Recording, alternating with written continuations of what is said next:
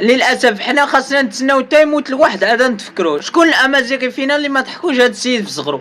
العربي الهداج من بين اكبر الاهرامات في تاريخ الفن الامازيغي. اليوم صراحه كيعيش ظروف ماديه صعيبه، وللاسف ملي شافوه المنتجين كبرت تخلاو عليه، يعني ما بقاش كيعيطوا ليه. ورغم هادشي هو باقي كيحاول يقدم لنا شي حاجه في اليوتيوب، واخا السيناريو ما كيكونش في المستوى، لكن هو كيخدم بضمير صراحة من صغرو وكيحاول يضحكنا. الحق يتقال، حاليا السيد راه كيعاني بصمت. ما نساوش الفنان الامازيغ اللي ضحكنا في صغرنا. الناس الامازيغ بارطاجيو ووقفوا مع السيد صراحة. على أسيدي، على راسي ربي حلقت أرياسات يسير على عفيت يسر سيد الرحم الحرب رياسة بسروري سروري العذاب الدنيا هو اللي خرب.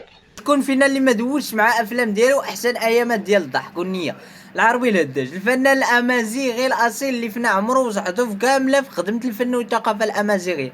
دابا ملي كبر راه ما بقاوش المنتجين كيعيطوا ليه، كما قال في الفيديو، حتى ولادو راه تخلاو عليه. صراحه هو راجل مخلص للمهنه ديالو.